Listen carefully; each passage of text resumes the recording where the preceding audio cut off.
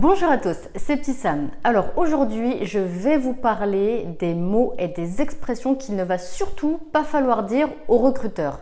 Ça va être une vidéo vraiment extrêmement importante parce que il me semble vraiment que ce sont des informations que peu de personnes donnent et moi je vais vous les expliquer parce que c'est probablement, ce que je vais vous dire, c'est probablement des mots, des expressions que vous avez peut-être pensé utiliser et peut-être même que vous les avez déjà utilisés en entretien et vous vous êtes dit, moi je vais dire ça, je vais utiliser ce terme, je vais utiliser cette expression parce que je trouve que ça fait bien, ça va marquer le recruteur, ça va l'impacter, il va se souvenir de moi. Alors oui, peut-être qu'il va se souvenir de vous, mais il faut qu'il se souvienne de vous de la bonne manière parce que justement, il aura entendu des choses positives et des choses intéressantes.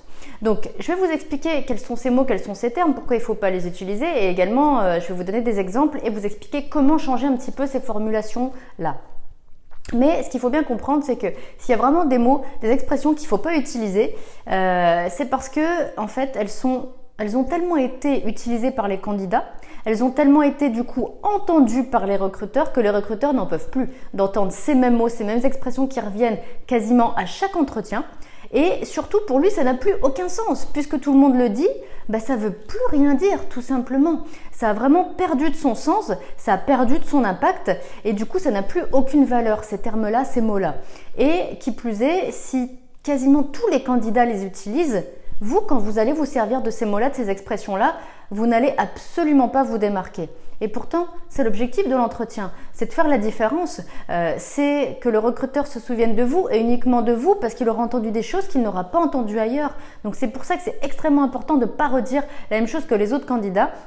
Et encore une fois, peut-être que ces mots-là, vous vous dites ça fait bien, je vais me démarquer comme ça, et en fait pas du tout. Donc je vais tout vous dire tout de suite. Déjà, en termes de qualité, il y a énormément de candidats qui disent que ce sont des personnes qui sont motivées.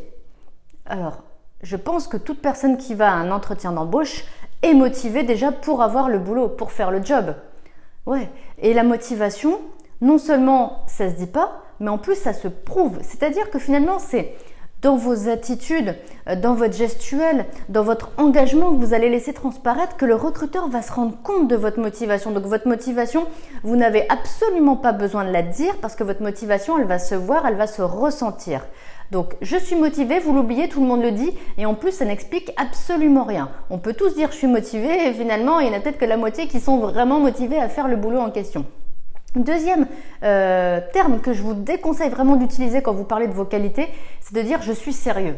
Je suis sérieux, déjà c'est votre appréciation, peut-être que le recruteur aura un autre point de vue sur la question. Et votre sérieux, encore une fois, comme je vous disais pour la motivation, votre sérieux il va se voir. Déjà, il va se voir sur la manière dont vous avez présenter votre candidature. Il va se voir sur finalement comment vous arrivez en entretien. Est-ce que vous arrivez un peu les mains dans les poches ou est-ce qu'au contraire, vous avez prévu de ramener votre CV, votre lettre de motivation, même si le recruteur est censé déjà les avoir? Est-ce que vous avez prévu de quoi prendre des notes? Est-ce que vous êtes arrivé en avance? Est-ce que vous êtes arrivé dans une tenue qui correspond à la situation d'entretien d'embauche? Tout ça, encore une fois, ça va se voir, ça va se dégager, ça va se ressentir et je l'ai tellement dit dans ma vidéo, mais je le redis encore, c'est dans les détails que ça va se voir. Et ces petits détails-là, ce que vous avez prévu, les documents que vous avez ramenés, le fait de prendre des notes, la tenue vestimentaire qui est adaptée, tout ça, ça va montrer votre sérieux et vous allez laisser transparaître ça. Donc vous n'aurez absolument pas besoin de le dire. Ensuite, ce qu'il ne faut pas dire, c'est dire « je suis dynamique ». Mais qu'est-ce que c'est entendu, je suis dynamique. Et moi, ça fait des années que je m'occupe des entretiens d'embauche, que je prépare les candidats à l'entretien d'embauche et ça fait des années que je l'entends. Et encore un peu plus tard, qu'il y a quelques jours, un candidat me l'a dit, je suis dynamique. Ouais, ok, dynamique, non, faut l'oublier, on n'en peut plus en recrutement d'entendre je suis dynamique, encore une fois ça veut plus rien dire et il y a d'autres mots qui peuvent laisser entendre finalement le même message. Moi je vous conseille par exemple de dire je suis énergique ou par exemple de dire quand j'ai une tâche à faire, je m'y investis à fond, je m'y implique, j'y consacre mon énergie, j'y consacre mon temps.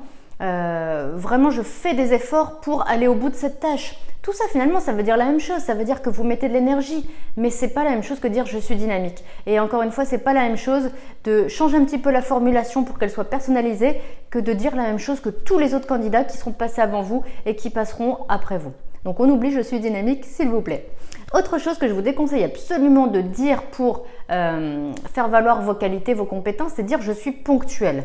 Déjà parce que la ponctualité, ça doit s'entendre comme vraiment un acquis chez tous les salariés ou toutes les personnes qui se présentent à un entretien d'embauche. On n'attend pas de vous que vous ne soyez pas ponctuel, on n'attend pas de vous que vous soyez en retard au travail, on n'attend pas de vous que vous soyez en retard en entretien d'embauche. C'est la moindre des choses, c'est le minimum que vous soyez à l'heure, c'est une marque de respect et c'est le minimum dans un comportement professionnel. Et même une personne qui n'aurait jamais travaillé saurait qu'il faut arriver à l'heure. Donc ça, c'est pas quelque chose qu'il faut mettre en avant, c'est quelque chose qui est vraiment de l'ordre du bon sens. Donc si vous utilisez ce terme-là pour vos qualités, finalement, vous perdez l'occasion de mettre en avant quelque chose d'autre qui aurait été beaucoup plus pertinent et surtout que vous disiez je suis ponctuel. Franchement, c'est pas intéressant pour occuper un poste. Absolument pas. À la rigueur, si vous postulez à la SNCF, et encore, le fait que vous arriviez en avance à l'entretien, ça va montrer encore une fois que vous êtes quelqu'un qui sait anticiper, qui sait prendre de l'avance et qui sait arriver à l'heure, forcément. Donc ça, c'est pour tout ce qui est qualité, compétences. Maintenant, j'en arrive à la partie des défauts. Parce que dans les défauts, comme finalement pour les qualités, il y a beaucoup de termes, beaucoup de choses qui reviennent et c'est franchement lassant, c'est fatigant, ça n'a plus de sens ou alors ça va absolument pas vous mettre en valeur, ça va faire l'inverse de ce que vous voulez, finalement ça va vous desservir. Donc par exemple, il y a énormément de candidats qui disent en défaut « je suis perfectionniste ». Là encore, c'est un défaut qui est très répandu, très utilisé. Je suis sûre qu'on le trouve sur Internet, cet exemple de défaut. Et c'est aussi pour ça qu'il est très utilisé. Et c'est un défaut que le candidat va essayer d'amener alors que finalement, ça peut être transformé, ça peut être vu comme une qualité. Non. Je suis perfectionniste, encore une fois, ça n'a plus de sens, ça n'amène plus rien. Donc vraiment, je vous le déconseille, changez la formulation.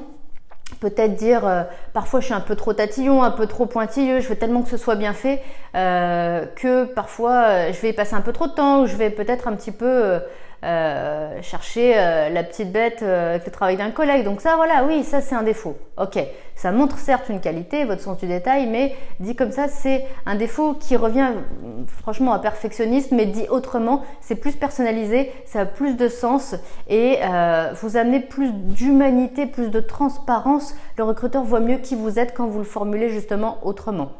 Autre défaut qui est vraiment très ressemblant et qui est vraiment très répandu, c'est « je suis maniaque ».